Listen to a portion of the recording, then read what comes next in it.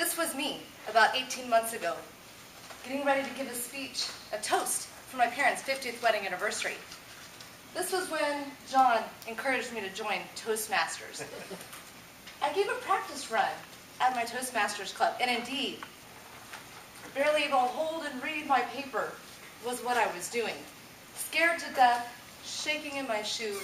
I'm pretty sure I was soaking wet with sweat, and I'm sure my armpits were there as well. I think I might have forgot my deodorant that day. What has Toastmasters done for me? Confidence. The ability to pause, speak, and most importantly, when you're speaking, breathe. Very important.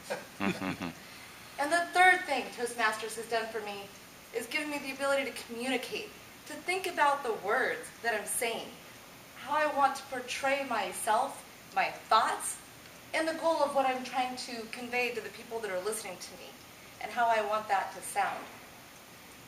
Even after my practice run at Toastmasters, my toast still didn't go as I had hoped. Definitely still shaking, definitely holding my paper. And to our dismay, our little sister did a lot better than John or I. Even John, who had been in Toastmasters already for, I think, almost a year at that point.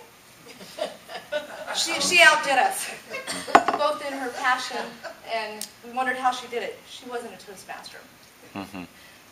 We're encouraging, we're working on her. Toastmasters has been a great adventure for me. I'm not a striving politician. I'm not a teacher. I am a bit of a salesman for John, trying to step into his shoes as a salesman. So Toastmasters hasn't been something that I've needed to get better at standing in front of a classroom or teaching. But it's been something that's helped me learn to just even communicate with my children, to communicate with people that I talk to in sales, conveying what it is our company can do for them. So Toastmasters has been amazing for that for me. What I want to encourage everyone here, actually let me see a show of hands. Who has not received their Competent Communicator yet? All right, for all of you, I want to encourage you that when you keep doing your speeches, one by one, each of the things, organizing your speech, inspiring, the different tools that are in there, all those things come together and help you continue to give great speeches and to just give them. Jason Jordan is one of my heroes. Because of him, I can stand up here and do this. The impromptu, pull your ideas together, and just start telling a story, sharing that thought, coming up with some things to convey that to people and to share and to keep going. One of the great things about Toastmasters is that when you join, especially for you if you join, there are so many tools. There's the website that's full of information. You get a booklet, your starter booklet. One of my fellow Toastmasters like to call that the grammar school booklet, your 1 through 10 competent communication, getting started booklet, which is chock full of ideas, do's, don'ts, how to get your speech ready. And if that wasn't enough, we have amazing people that are in Toastmasters. Jason, I'm going to call on you again. How many years have you been in Toastmasters? 6. 6? All right. Do we have any DTMs in here? Sweet. So we have amazing people that have been in for so long. They probably don't need Toastmasters anymore, but they stay because they love watching people grow. They love watching people on their adventure, on their journey of becoming a better speaker. There are just so many tools and assets in Toastmasters to help you grow. You get assigned a mentor, which is someone you can directly reach out to. If you hear someone give a speech and you're like, oh, that's a technique I really like, you don't have to only stick to your mentor. You can reach out to them and say, hey, can you share with me how you came up with that? Or maybe watch me do a speech, have lunch. What I have found in Toastmasters is that everyone in here, they're not all about them.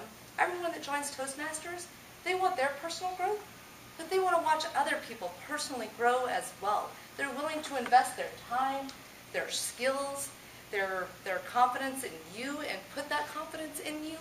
They are so willing to do that and so willing to step out and help you.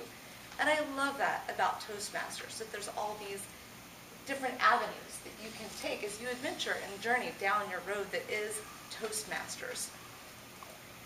What I would like to encourage all of you is to not give up, to give a speech. If you have signed up for a speech, don't back out at the last minute. Maybe it wasn't what you thought you wanted to do, but just throw another idea out there. There's ideas all over the place.